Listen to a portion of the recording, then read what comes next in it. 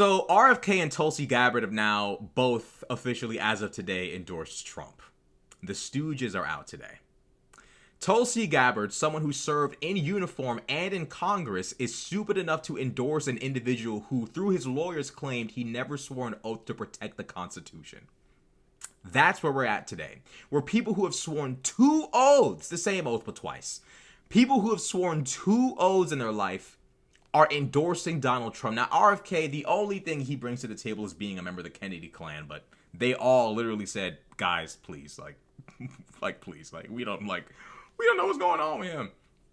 Tulsi Gabbard has endorsed him, and now we're going to see why. I'm expecting to hear the term forever wars in this at some point, so let's just watch this foolishness together. It is a privilege to be here with all of you, my brothers and sisters in uniform, especially on this day. Hold up. Ain't no brothers and sisters in uniform. You swore an oath and broke it by endorsing an insurrectionist who broke his oath. You ain't no brother and sister to anybody in uniform. At all. 0, period. It's about time we start making it very clear what oath you swore. It's about time that people who join the military and serve in Congress understand exactly what that oath means. One of the scariest things I've realized as an American is the amount of people who will compromise their oath even though they swore one. It's scary. It is terrifying. As much as we talk about the Constitution, even when you get an American who loves the Constitution to swear an oath to it, they'll break it for this nigga right there, Trump. Lord have mercy.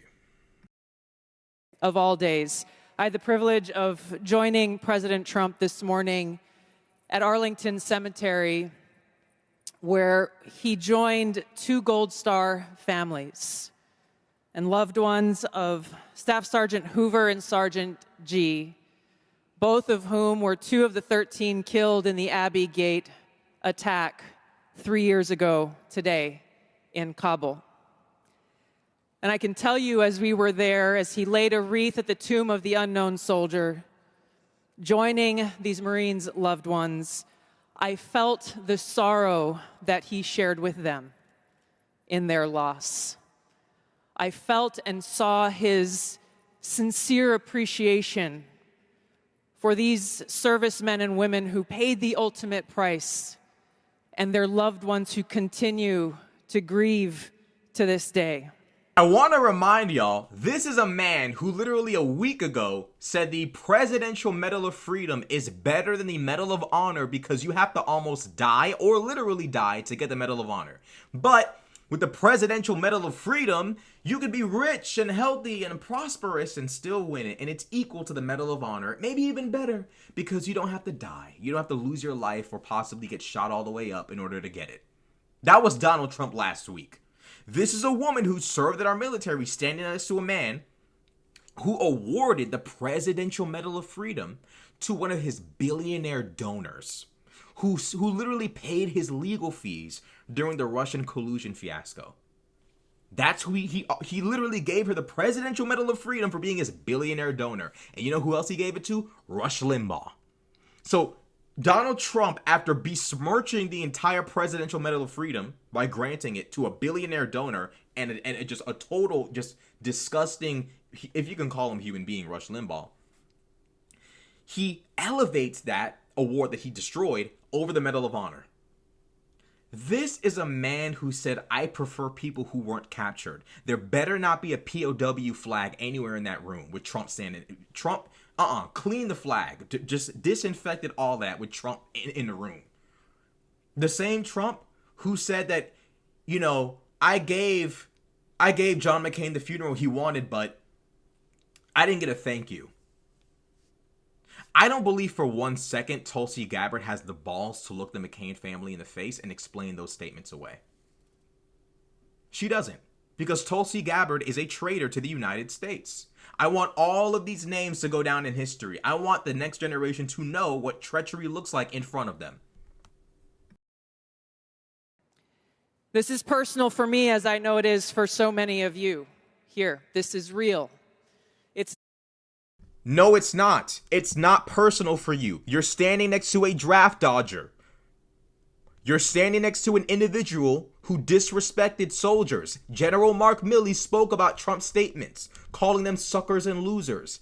Trump didn't want disabled veterans at an event because he felt like it was bad to look at. It was a bad look. The same guy who sat there and said, I like people who weren't captured. The man who besmirched the Medal of Honor and destroyed the Presidential Medal of Freedom. This is not personal for you. You are a liar. I just want to strip Tulsi Gabbard of any sort of, as a veteran, this means, no, it does not mean anything to you. It does not. I'm done pretending with right-wingers. You will not continue to claim and cloak yourself in platitudes and as a veteran and as someone who served and no. You swore an oath to the Constitution. You have aligned yourself with an oath breaker. And you know what you're doing. I'm not gonna let her play this game. Talking about it's personal. Shut your ass up. Not just words. I first deployed to Iraq in 2005 with the Hawaii Army National Guard as a member of Charlie Med.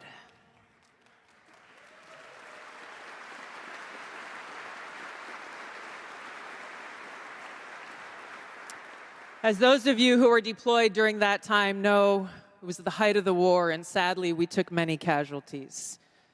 And every day we were confronted with that high human cost of war and that sadness as we boarded the plane when we left, that we were leaving some of our brothers and sisters behind, only to lose others when we got home to suicide. So I mean what I say when I share with you that I know that President Trump understands the grave responsibility that a president and commander-in-chief bears for every single one of our lives. Whether you're a soldier, you're an airman, a Marine, sailor, or a coastie, he keeps us in his heart in the decisions that he makes. We saw this through his first term in the presidency, when he not only didn't start any new wars, he took action to de-escalate and prevent wars. He exercised the courage that we... Isn't Donald Trump the same person who armed the Ukrainians? I gotta give credit where credit's due. Donald Trump did arm the Ukrainians to defend themselves from Russia. The same thing you're now getting on Biden's case for continuing to do after the invasion. Which is it? Do you want a president who prepares for war or a president who does not? You can't have it both ways here.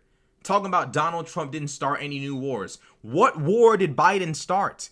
I told y'all this was going to happen. She's full of shit. We expect from our commander-in-chief in exhausting all measures of diplomacy, having the courage to meet with adversaries, dictators, allies, and partners alike in the pursuit of peace, seeing war as a last resort.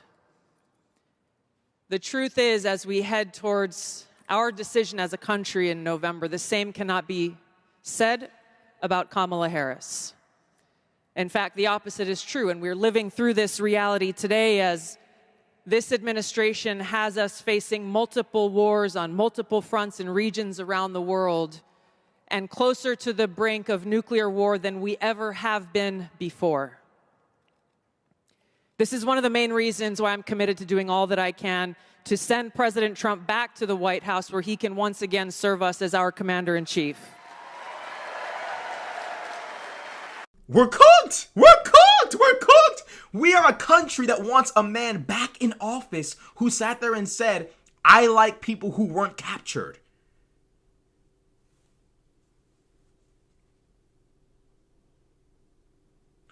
What in the fuck is happening right now?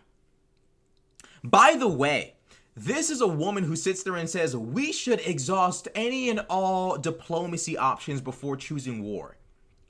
This fucking moron. Do you not realize Vladimir Putin has exhausted, like, how many more documents do we sign? I don't know if you guys know this, but Russia signed the Budapest Memorandum, in which I believe Ukraine literally gave up its nuclear weapons, and Russia and the United States promised to protect Ukraine's national security. Guess who broke that? Russia.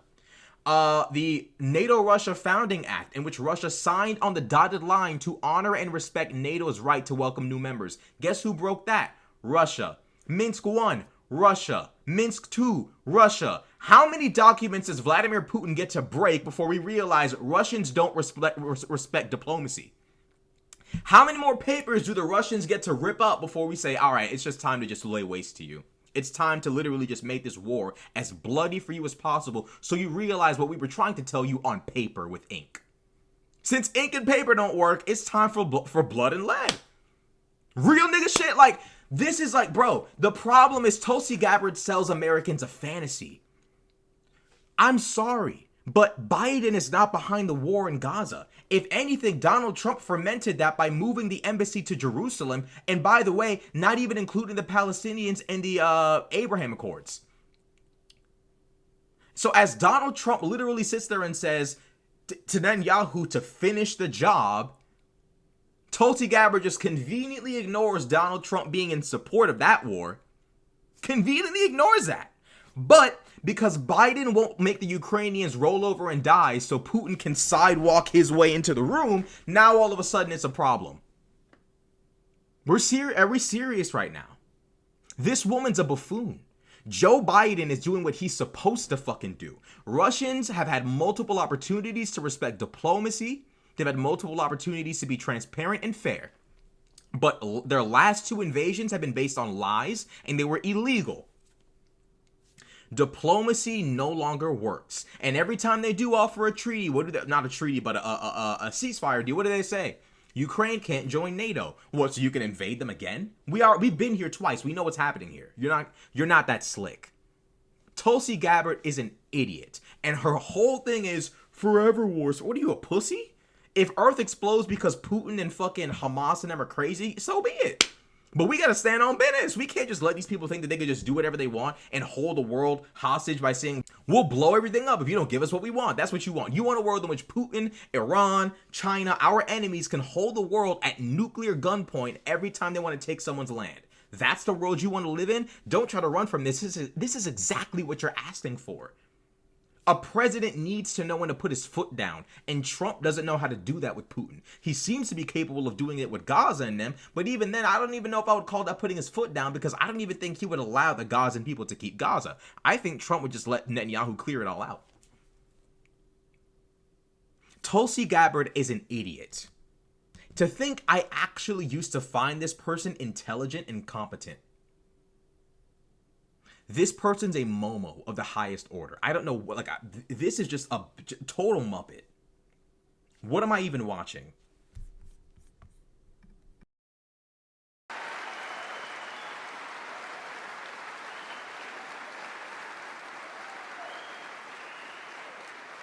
Because I am confident that his first task will be to do the work to walk us back from the brink of war. We cannot be prosperous unless we are at peace. And we can't live free as long as we have a government that is retaliating against its political opponents and undermining our civil liberties, weaponizing our very institutions against those they deem as a threat. Kamala Harris has done this over the last 3.5 years. She won't hesitate to continue that if she is elected as president. President Trump has been their first and foremost target in this because they don't want us as voters to even have the option to vote for him. Talk about January 6th. Yo, I fucking hate people who swear an oath and break it. I'm so triggered right now. I'm gonna you swore an oath, you know better. You know better than to even act like he should be back in the fucking White House. You know about that fucking plot. This is crazy. You think a nigga who tried to steal an election from the country should be back on the ballot? By the way, Kamala Harris is the vice president, meaning she literally cannot bring cases against Trump. Trump's cases so far have been state cases, and the federal ones are because of his own actions. With special counsels and committees appointed to them, by the way.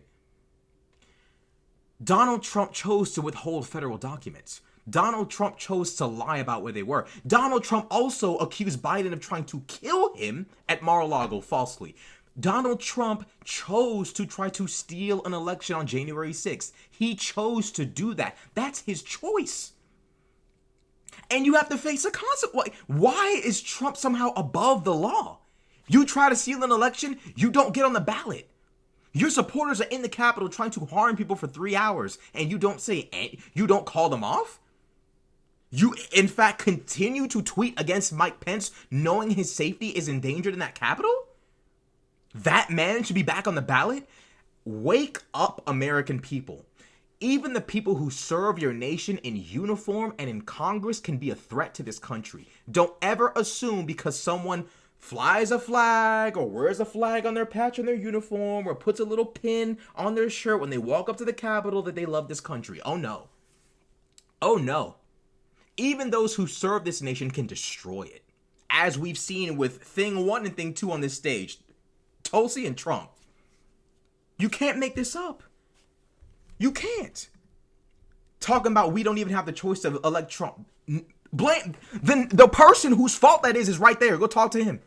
Go ask Trump, why did you try to steal the election? Why did you literally ignore your attorney general and everyone else, your campaign advisors? Why is it when you were told by every single person, the officials in Georgia, in Michigan, in Arizona, when you were told that you did not have the election stolen from you, why did you continue to engage in acts of fraud? Y'all have yet to ask him that. Shut the fuck up. Shut up. Treat these people the way they deserve to be treated. Despise these people. Hate these people. Hate them. They want to take your country from you. They want to take democracy from you while accusing you of being the one who wants to take democracy.